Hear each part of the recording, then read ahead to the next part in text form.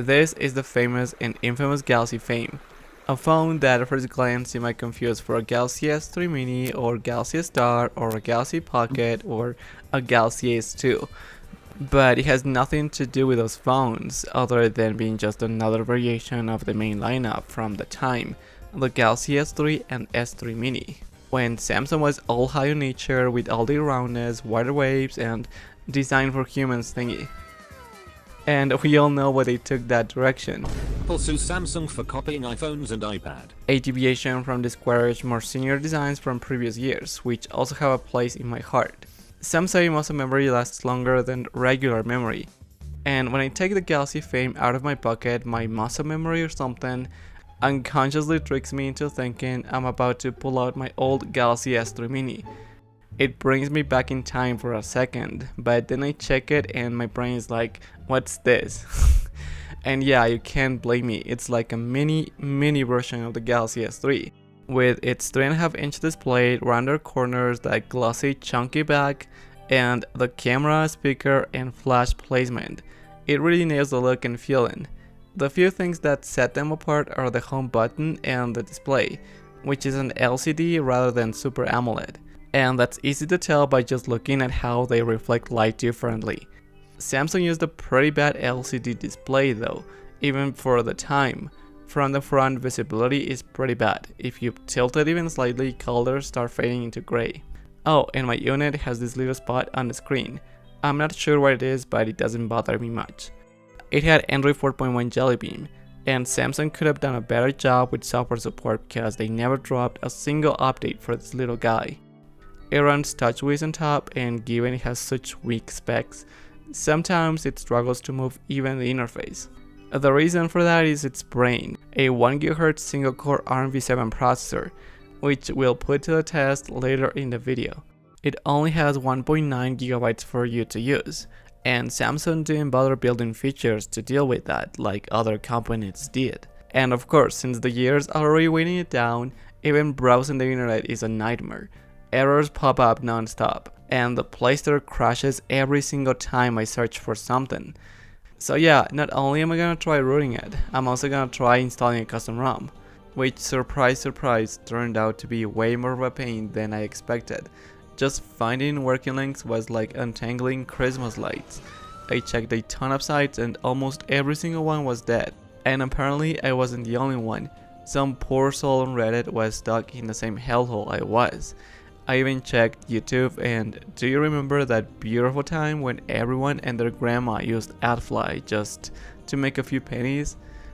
Yeah, it turns out most of the links had AdFly, and since AdFly itself is dead, it didn't just go quietly, it dragged every single one of those links straight into hell with it. Anyway, I eventually found a couple of links on YouTube that were not broken, like this guy with his tutorial from over 10 years ago, who left a bunch of links. Almost all of them were broken except for one. So I downloaded the file, plugged the phone into my computer, loaded the thing into Odin, and yeah, the file didn't work. So I was forced to continue my relentless journey and stumbled across this program called Moto Chopper. I ran it and everything seemed fine.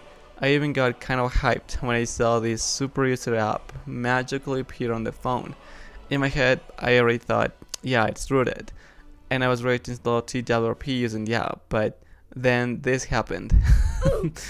I have no idea what that program actually did, but it definitely didn't get root. And since the servers of the app are down, even if I had root, it wouldn't have worked anyway. I used to try KingRoot, but you know, that server is more broken than my. Point is, I give up. The amount of neglect this one has from the community is over 9,000. And honestly, I've never had such a bad experience when rooting a phone in my life. It's a shame because back in the day this phone actually had solid community support, and now seeing sites full of tasty looking ROMs for the Galaxy Fame, all of them with broken links, it honestly makes me sad. Anyway, we'll have to make the most out of Android 4.1, which is a 13-year-old operating system. First, we'll see if we can use this thing for basic calls, and yes, you can as long as your country still supports 3G. If not, too bad. And when I tried to read the phone, it got extremely slow, and this is not normal. So I had to factory reset it. and thankfully it went back to normal. I was afraid I would have to find a link of the ROM to flash it if that didn't work. Messaging apps like Telegram still support Android 4.1, but when I try to log in with my number I get error 400. And it's not the APK because I got it from the Play Store and it worked just fine on my Galaxy S3. To browse the web, I tried using the VIA browser in its latest version, but it barely loads anything beyond simple searches. It even fails to load Wikipedia and always shows a connection error. The same story happens with Chrome. Connection errors 24/7. I imagine it's an issue with Chromium, which doesn't let us do much on Android 4.1. If I had root, maybe I could have changed that. So we got only two options left: the old and trusty Firefox and Opera Mini. Firefox, which thankfully is not based on Chromium and whose last version for Android 4.1 came out in 2020. It's still recent enough to browse the web. It's slow due to a lack of processing power, but still loads pages like apple.com. It takes its time, but it does. You could even get the new iPhone from here, but I wouldn't recommend you do that. And that said, forget about loading super complex sites like Stellarium, which demand too many resources and are practically unusable. Opera Mini works fine for almost any text-based website. However, there are a few sites it doesn't load well or has issues with, like Stellarium. I wanted to watch YouTube here and I installed TubeMate, whose last version is still compatible with Android 4.1, but when I opened it, pretty much nothing loaded. I tested other video sites and got the no network connection message, the same as with VIA and Chrome. For searches and other stuff, it does work. So probably there's something wrong with Android 4.1. Since I already had Firefox, I tried YouTube there and the page loads fine. The problem is the phone doesn't have the power to render content, so the screen stays black. Sometimes it loads something, but everything is super slow. I was running out of options, but I still had Opera Mini.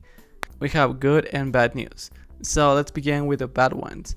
Since it's a 2019 browser, the YouTube page doesn't load properly. Even searching for anything is a pain.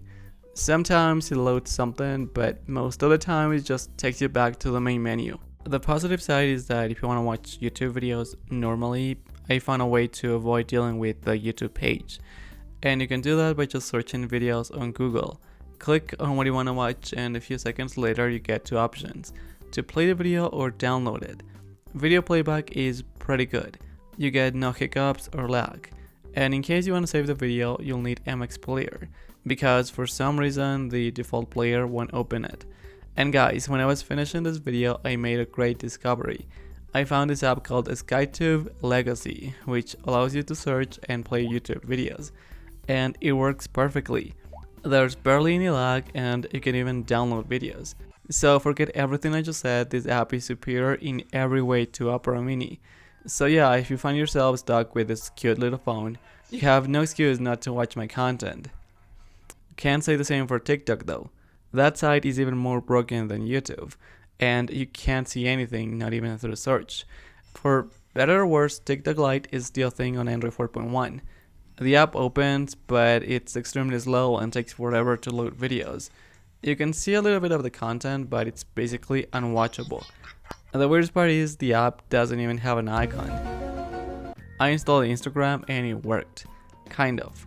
But when I was going to record, it gave me an error and redirected me to a page that doesn't load. Anyway, the app was super slow, so not much was lost. I also tried Instagram and Firefox and it was awful, super slow and totally unusable. Facebook Lite worked perfectly on the first try. It's the latest version and all the app's functionality is there, except for one thing: messages. You get the update 205 use crop. The reason for that is that these people want to shove the messaging app down our throats. For music, we have Samsung's built-in player, which works perfectly and brings back a lot of memories. A nice bonus is the phone has a headphone jack, and since it's so small, you barely notice it in your hand or pocket. So you could easily use it to listen to music while jogging or cycling. If you're looking for Spotify or Apple Music, you're out of luck, because you need at least Android 4.4 KitKat for that. However, now that we have a SkyTube Legacy, we can just download music there and play it using MX Player. The cameras are what you'd expect from a budget phone of that time. With good light, photos are usable to put it away. They could use more detail and color, no doubt, but it still managed to beat the free tablet from Temu by a long shot. For landscapes in good light, the results are, well, let's just say acceptable. And in this case, it even got the white balance right, unlike my Pixel 6 Pro, which messed it up.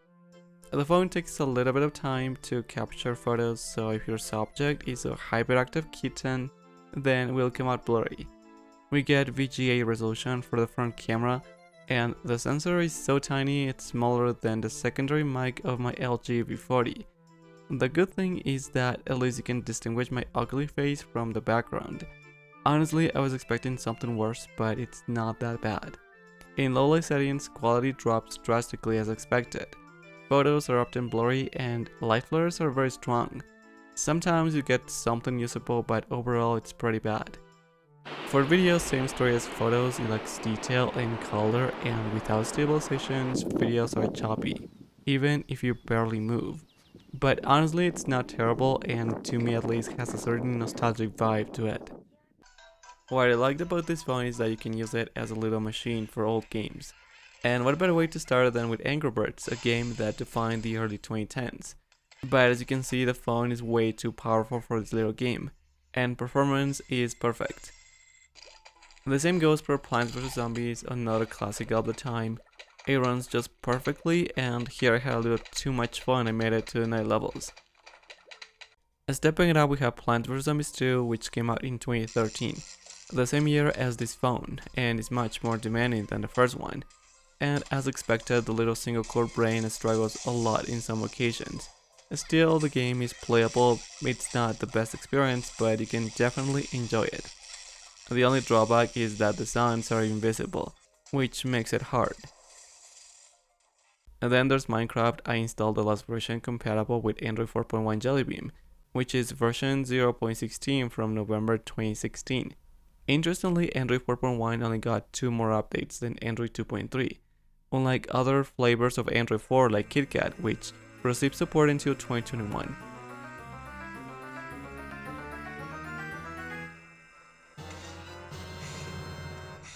Minecraft runs pretty smoothly on this phone. I even summoned the Wither, and even with that big ugly bug flying around, performance was still surprisingly good. Then we have Six Guns, an open world cowboy game set in the Wild West. Performance is decent, but the bad thing is the game is glitchy, so we don't get the best experience. It's still playable though, but I want to finish the game on this phone. So far it doesn't seem to be any more powerful than the $50 French phone we tested last time on the channel. But what that phone couldn't do was open by city. Unfortunately, it seems this one won't be able to do that either. When I opened the game, nothing happened, just a black screen.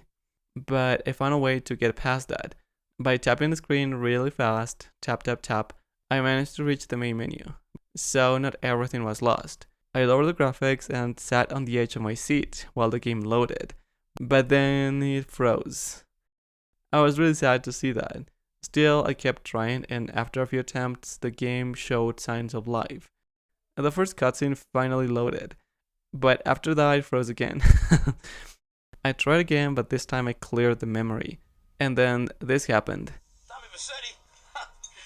Yes, the game finally let me play it. Surprisingly, it ran pretty well, to the point of being playable. The processor was more than capable of handling this game. It just needed a little extra RAM push. Everything was perfect until you try to save or pause the game. That always ends in a crash. It's like at that exact moment, the RAM requirements jump just enough to make it collapse. Maybe with a custom ROM or root access I could have freed up a bit more memory so it wouldn't crash, but unfortunately I don't have it. That also means I can't install GTA San Andreas because the game takes 2.8 GB to install, more than the 1.8 GB this one has. Instead I tested Deus Ex Default, the most graphically demanding game of 2013. The phone makes it to the main menu just fine, but as soon as you load the game it always crashes. So Vice City would be the most demanding game we can play here, though with root it could be a different story. Moving on to emulation, practically everything before the SNES is going to run perfectly. So let's start with the Nintendo 64. I played Mario Kart 64 and honestly I expected really bad performance, but to my surprise it was playable. There are frame drops in some places, but you could still complete the game from start to finish. Then we have Mario Tennis, and here I can say with full confidence it's unplayable. Moving on to PlayStation 1, I tested Resident Evil 3. I set the sound latency to very low and maxed the sound effects. Performance isn't bad, though there are noticeable drops. If you want perfect performance, you have to put the audio settings on default, but I prefer better sound quality. With Crash Bandicoot 3, maxing the audio settings gives you a very poor performance. I had to lower it back to default settings to make it work properly, and even then there are frame drops, though to me it's perfectly playable. On the Nintendo DS side, I tried Mario Kart DS, and performance is okay. I completed a few tracks and had fun playing the game, but I better not mention Nintendo anymore. I don't want them to come after me. I also tested some PSP games, but the screen is so small that I couldn't load save states. This only happens with the latest version from the Play Store. Everything else works fine. Anyway, I downgraded to an older version and some games are really playable. I tested Ben 10 Protective Earth and with frame skipping set to 2, it's playable. Yes, it feels pretty choppy, but it works.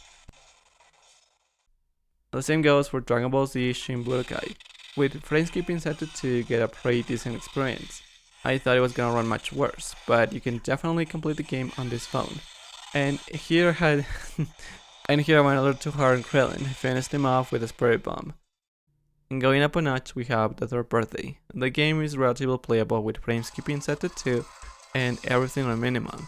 And still, it slows down a lot to the point of being very annoying. But even then, I think you could still complete the game on the Galaxy Fame. And then with Vice City Stories, performance is worse than a plastic knife. So let's just leave it here, the phone can't take it anymore. And this phone actually surprised me way more than I expected.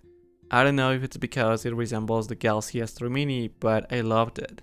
Being able to carry my games on such a small phone and have them run pretty smoothly is awesome.